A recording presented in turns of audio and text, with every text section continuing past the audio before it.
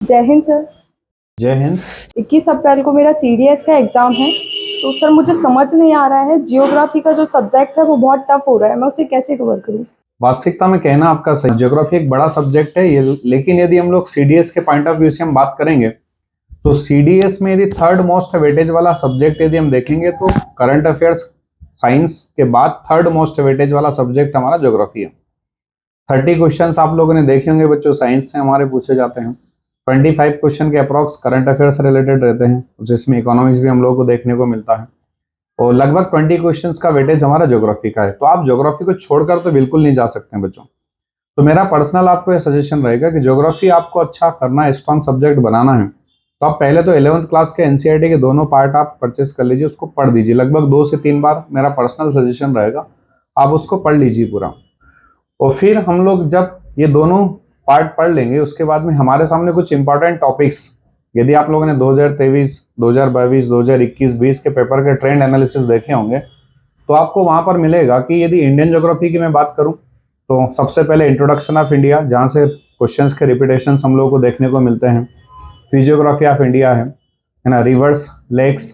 Next हम लोग आगे बढ़ेंगे तो क्लाइमेट काफी इंपॉर्टेंट टॉपिक हो जाता है, और क्लाइमेट से रिलेटेड ही हम लोग देखेंगे तो soils of India, vegetation, mineral and energy resources, census and transportation. ये इतने सारे टॉपिक्स बच्चों हमारे इंडियन ज्योग्राफी के ऐसे जहां से हमारे सामने लगभग हम लोगों को क्वेश्चंस मिलते ही हैं।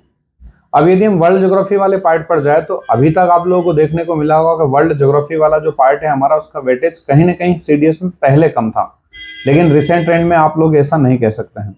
यदि आप वर्ल्ड ज्योग्राफी पे जाएंगे तो लेटीट्यूड और लॉन्गिट्यूड से जरूर आपको क्वेश्चंस देखने को मिलेंगे। फिजियो लेटीट्यूड और लॉन्गिट्यूड के बाद हम लोग जाएंगे तो ह्यूमिडिटी, क्लाउड एंड प्रेसिपिटेशन ऐसा टॉपिक है। क्लाउड अभी फेवरेट टॉपिक बना हुआ सीडीएस का, यूपीएससी के द्वारा जो हमारा एग्जाम हो रहा है। क्लाउड प्रेसिपिटेशन के बाद हम जाएंगे तो सोलर सिस्टम से डेफिनेट आपको क्वेश्चन देखने को मिलेगा। लैंड फॉर्म्स एंड इवोल्यूशन से रिलेटेड आपको क्वेश्चंस मिलेंगे, जियोमॉर्फिक प्रोसेस, एंडोजेनेटिक और एंडोजेनेटिक।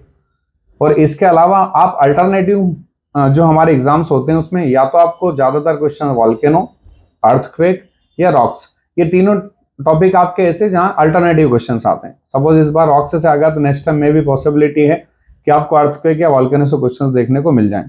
बट वर्ल्ड ज्योग्राफी में ज्यादातर क्वेश्चंस हम लोगों से जो पूछे जाते हैं रिसेंट ट्रेंड में, वो लैंडफॉर्म से रिलेटेड और सोलर सिस्टम से रिलेटेड, और एक हम लोग देखेंगे तो हमारा क्लाउड, ह्यूमिडिटी और प्रेसिपिटेशन। बाकी इसके अलावा भी आप टॉपिक यदि कंप्लीट कवर करना चाहेंगे तो हमारे पास हम ओशन करंट्स है, विंड्स हैं, और इसके अलावा हम लोग देखेंगे तो मोशन ऑफ द अर्थ हैं। ये सारे ऐसे टॉपिक्स है जहां से हमारे एग्जाम में अल्टरनेटिव क्वेश्चंस पूछे जाते रहे। तो बच्चों इतना यदि आप कर करके जा रहे हैं तो आप जरूर 100% आप आपके एग्जाम के अंदर सफल होंगे। आप ज्योग्राफी को छोड़ करके बिल्कुल नहीं जाइए, इतना पढ़ करके जाएंगे तो मुझे जहां तक लगता है आपका मोर देन 60 to 70% पार्ट जरूर कवर हो जाएगा। जय हिंद, जय भारत, वंदे मातरम।